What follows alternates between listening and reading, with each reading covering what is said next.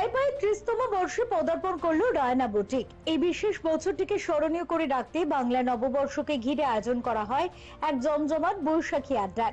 আর সেই আড্ডায় যেন হয়ে উঠলো সোনালী দিনের স্মৃতির এক উজ্জ্বল মঞ্চ, যেখানে একসঙ্গে মিলিত হলেন বাংলা চলচ্চিত্র জগতের কিংবদন্তি শিল্পীরা। এদিন অনুষ্ঠানে উপস্থিত ছিলেন প্রখ্যাত অভিনেত্রী সাবিত্রী চট্টোপাধ্যায়, মাধবী মুখোপাধ্যায়, অনামিকা সাহা এবং অভিনেত্রী তনিমা সেন।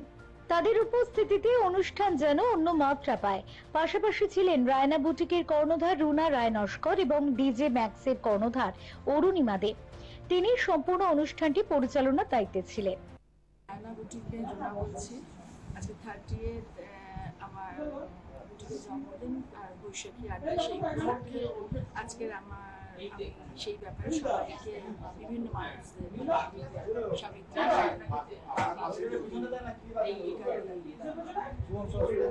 সবাই এসেছেন। ব্যাপারটা আমার বান্ধবী অরুণিমা অর্গানাইজ করেছে, তনিমা দিও এসছেন।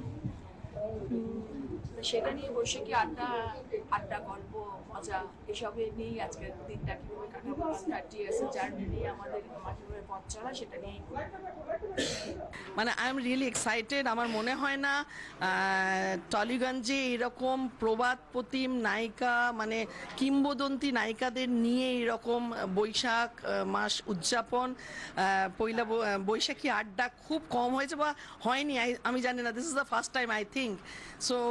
কিছু বলার নেই, আমি ভীষণ আপ্লুত, ভীষণ এক্সাইটেড যে এই রকম একটা বৈশাখী আড্ডা স্টারের, এবং বলা চলে এটা লেজেন্ডারি অ্যাক্ট্রেসদের নিয়ে এই বৈশাখী আড্ডা। আমার কিছু বলার নেই। রায়না বুটিকের 30তম জন্মদিনে আমরা বৈশাখী আড্ডা উদযাপন করলাম। তোমরা থাকো, সাথে থাকো, এবং যারা দর্শক তারাই দেখে বলুক বৈশাখী আড্ডাটা কেমন হলো। চ্যানেল 10কেও অনেক অনেক শুভেচ্ছা। বৈশাখ মাস সকলের ভালো হোক। এটা সোশ্যাল মিডিয়া প্ল্যাটফর্মে দেখতে পাওয়া যাবে, ডিজম্যাক্স ক্রিয়েশন চ্যানেলে দেখতে পাওয়া যাবে, এবং আমরা এই মুঠো ফোনের মধ্যে খুললেই আমরা দেখতে পাবো এই প্রবাদ প্রতিম নায়িকাদের নিয়ে এই বৈশাখী আড্ডা। থ্যাংক ইউ সো মাচ, সবাইকে অনেক অনেক শুভেচ্ছা। নতুন বছর ভালো কাটুক, সবাই ভালো থাকুক, ব্যাস এইটুকুই।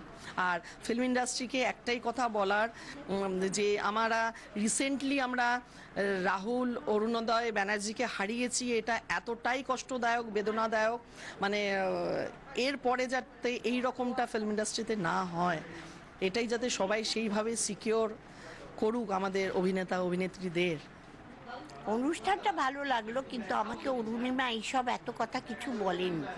ও কালকে আমার বাড়িতে গিয়েছিল একটা ওর পডকাস্টের ইয়ের জন্য, তো তখন বলল যে দিদি তুমি এরকম, আমার কিন্তু এই আড্ডায় তোমাকে যেতে হবে, বেশিক্ষণ লাগবে না, আমি একটু কথা বলে যাবে, এটা চলে আসবে। আমি এইসব জানতামই না যে এত বড় গুণী সব শিল্পীরা সব এখানে আসবে, এতখানি বৈশাখী আড্ডায় এতখানি সময় লাগবে।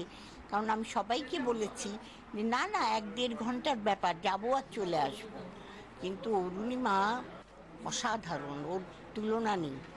ও এইভাবে কাজ করলে ও জীবনে অনেক উন্নতি করবে, এবং ভীষণ বুদ্ধিমতী, ভীষণ আর্টিস্টিক, এবং ভীষণ পড়াশোনা করে।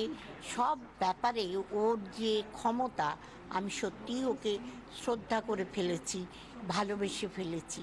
সেই জন্যই এতখানি সময় এখানে রয়ে গেলাম। হ্যাঁ, আরও বড় হোক, তোমরা সবাই আরও বড় হও, তোমাদের চ্যানেল আরও উন্নত হোক, আরও ভিউয়ার্স বাড়ুক, আমি এটাই চাইবো।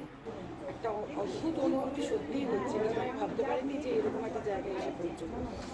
এটা অরুণিমার জন্য হয়েছে। সাধারণত সব জায়গায় খোঁজ তো নিই না, ডাকে চলে যাই। আজকে আমার গলাটাও বেরিয়ে গেছে। তো এখানে এসে সব থেকে ভালো লাগলো, সাবতীকে প্রথমে পেয়ে গেলাম, তারপরে মাধবীদিকে, অনামিকা সাহা। আমরা মানে বহুদিন একসাথে কাজ করেছি, আবার বহুদিন হয়ে গেল আমাদের একসাথে কাজ করেছি। সেই জন্যে ওদের 3জনকে পেয়ে আমার মনটা খুব ভালো লাগছে। বাকি এদের সকলের ব্যবহার, তারপরে এই যে বুটিকটা হচ্ছে, যে জন্য এসেছি রায়না বুটিক, এটা 30 বছরে পা দিয়েছে। আরও 30 বছর অন্তত এরকম হই হই করে চলুক, তারপরে 100 বর্ষ হোক। গান, গল্প আর অতীত দিনে স্মৃতিচারণায় ভরপুর এই বৈশাখী আড্ডায় শিল্পীরা যেন ফিরে গেলেন তাদের সোনালী সময়। হাসি, আড্ডা আর আবেগে ভরা মুহূর্তে জমে ওঠে পুরো পরিবেশ। আয়োজকদের এই উদ্যোগে স্বাভাবিকভাবেই খুশি আগত অতিথিরা। রায়না বুটিকের 30 বছরের এই যাত্রাপথ শুধু ব্যবসায়িক সাফল্য নয়, বরং সংস্কৃতি ও আবেগের এক সুন্দর মেলবন্ধন হিসেবেই ধরা দিল এই অনুষ্ঠানে। Bureau report, channel 10।